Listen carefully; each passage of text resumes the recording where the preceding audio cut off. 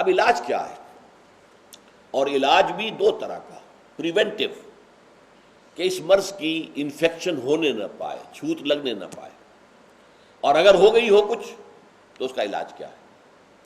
اب یہ 3 آیتوں میں یہ دونوں چیزیں آ رہی ہیں۔ پریونشن کیا ہے؟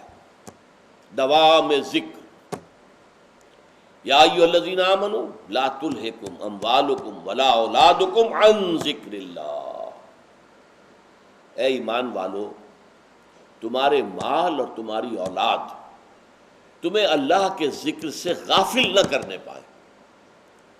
اللہ کی یاد، اللہ کا ذکر، اس کا دوام رہے۔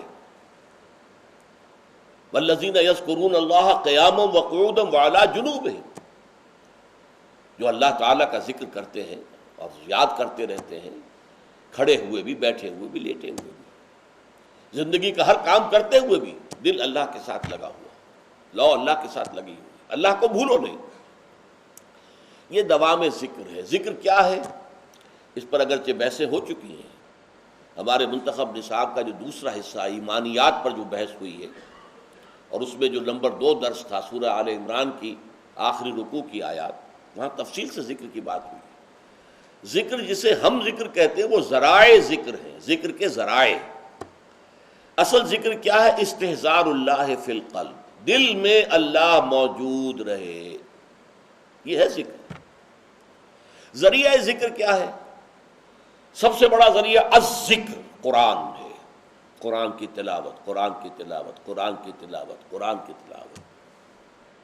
آسیہ گرداں و لب قرآن سرا، علامہ اقبال نے حضرت فاطمہ رضی اللہ تعالیٰ عنہ کا نقشہ کھینچا ہے کہ وہ چکی پیس رہی ہوتی تھی اور قرآن پڑھ رہی ہوتی تھی۔ آسیہ گرداں، آسیہ چکی، چکی کو چکر دے رہی ہیں اور ساتھ ہی قرآن پڑھ رہی ہیں۔ میں نے خود دیکھا اپنے بچپن میں، ہماری اپنے خاندان کی خواتین چکی بھی پیستی تھیں اور قرآن مجید پڑھتی تھی، اور گود میں بچہ بھی ہے جو دودھ بھی پی رہا ہے ساتھ کے ساتھ، سارے کام ہوتے تھے۔ تو الذکر قرآن ہے۔ اور نمبر 2 یہ مضمون پھر آئے گا جو ہمارا اگلا حصہ ہے اس منتخب نصاب کا 5واں حصہ، اس کا پہلا درس سورہ عنکبوت ہے، اس میں آئے گا یہ۔ دوسرا ذکر کا طریقہ کیا ہے؟ نماز۔ یہ جامع ترین ذکر ہے۔ اس میں زبانی ذکر بھی ہے، اللہ اکبر، سبحان ربی العظیم، سبحان ربی الاعلیٰ، زبان ذکر کر رہی ہے، اور قرآن پڑھ رہے ہیں، سورہ فاتحہ پڑھ رہے ہیں، اور ساتھ ہی جو آپ کے جسم کی حرکت ہے، آپ اللہ کے سامنے جھک گئے رکوع میں، آپ اللہ کے سامنے سجدے میں گر گئے، تو یہ گویا کہ جسمانی ذکر ہو رہا ہے اور قولی ذکر بھی ہو رہا ہے۔ تیسرے نمبر پر ذکر جو ہے وہ ادعیہ معصورہ، مسنونہ، وہ دعائیں کہ جو حضور دنیا کے مختلف کام کرتے ہوئے پڑھا کرتے تھے۔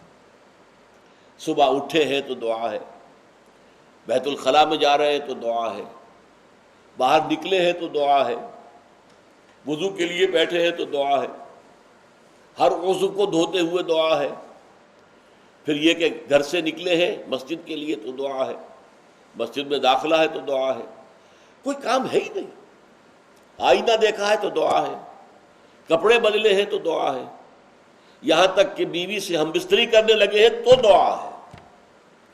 کوئی عمل کوئی نہیں ہے کہ جس کے ساتھ دعا نہ ہو۔ تو اس کا نتیجہ کیا نکلتا ہے کہ ہتھ کارول دل یارول، کام آپ کا ہاتھ وہ کام کر رہا ہے اور دل جو ہے اللہ کے ساتھ لگا ہوا ہے۔ اور مسنون دعاؤں کا فائدہ کیا ہوا کہ 2 رشتے قائم ہو گئے بیک وقت۔ ایک رشتہ اللہ کے ساتھ، آپ دعا تو اللہ سے کر رہے ہیں نا، ایک رشتہ حضور کے ساتھ کہ دعا مسنون ہے، آپ وہ الفاظ پڑھ رہے ہیں، اپنی زبان سے ادا کر رہے ہیں جو نبی اکرم صلی اللہ علیہ وسلم کرتے تھے۔ یہ جو دوام ذکر ہے یہ ہے در حقیقت نفاق کو دور رکھنے کا ذریعہ۔ یہ تو جب دل خالی ہوتا ہے ذکر سے تب آ کر شیطان پھونکے مارتا ہے، اشتعال پیدا کرتا ہے نفس امارہ کے اندر، حیوانی خواہشات کو بھڑکاتا ہے، اور اسی کے نتیجے میں پھر آپ کو معلوم ہے کہ اپنے دینی فرائض کو ادا کرنے میں گریز ہوا، پھر اس میں جھوٹے بہانے ہوئے، پھر جھوٹی قسمیں ہوئیں، اور بالآخر عداوت پیدا ہو گئی مسلمانوں سے اور ان کے قائد سے۔ یہ طریقہ ہے رفتہ رفتہ اس نفاق کے بڑھنے کا۔ اصل بات کیا ہے؟ دل خالی ہے، خانہ خالی نہ دیو رامی گیرت، کہ جو خانہ خالی ہوتا ہے، گھر خالی ہو، اس میں جن آ کر آباد ہو جاتے ہیں۔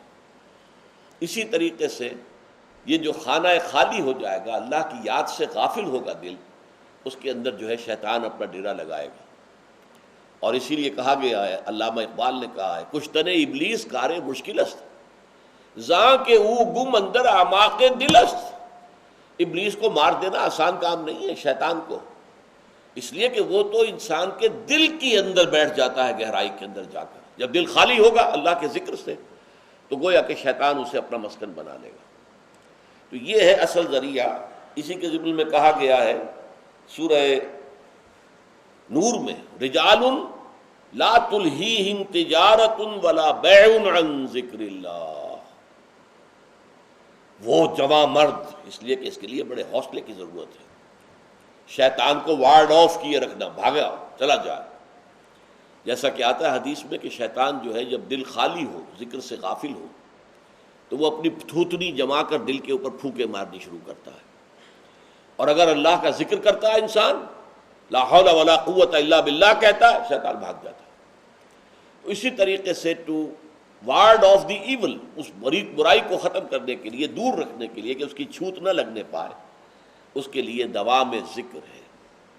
چنانچہ ہم نے دیکھا سورہ جمعہ کے دوسرے رکوع کے اندر بھی 2 دفعہ لفظ ذکر آیا ہے، یا ایھا الذین آمنوا اذا نودی للصلاۃ من یوم الجمعۃ فاسعوا الی ذکر اللہ وذروا البیع ذالکم خیر لکم ان کنتم تعلمون۔ پھر فرمایا فاذا قضیت الصلاۃ، صلاۃ اور خطبہ جو ہے وہ تو یقیناً ذکر ہی ذکر ہے۔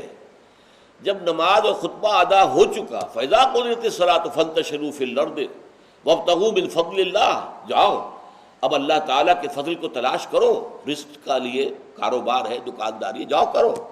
واذکروا اللہ کثیرا لعلکم تفلحون، لیکن اللہ کا ذکر کرو کثرت کے ساتھ تاکہ تم فلاح پاؤ۔ یہ ذکر کثیر یا جسے ذکر دوام کہا جاتا ہے، یہ ذکر کثیر، ذکر دوام، کہ انسان جو ہے ہر وقت اللہ کی یاد سے اپنے دل کو معمور رکھے، بلکہ موقع اگر ہے تو زبان بھی ذکر سے تر رہے، زبان بھی ذکر کر رہی ہو، جسے ہم ذرائع ذکر کہتے ہیں وہ بھی انسان اختیار کرے۔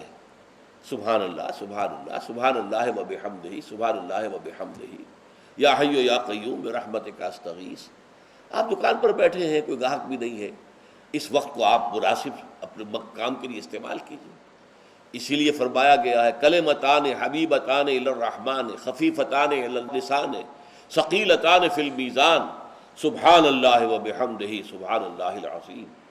2 کلمے ایسے ہیں کہ جو زبان پر بہت ہلکے ہیں، آسان، سبحان اللہ وبحمدہ سبحان اللہ العظیم، اور اللہ کی میزان میں بہت بھاری ہے، اس کا وزن بہت ہے اللہ کی میزان میں، تو اس کا انسان ذکر کرتا رہے۔ یہ ہے پریونشن، نفاق سے دور رہنے کا ذریعہ۔ یا ایھا الذین آمنوا لا تلھکم اموالکم ولا اولادکم عن ذکر اللہ۔ ظاہر بات ہے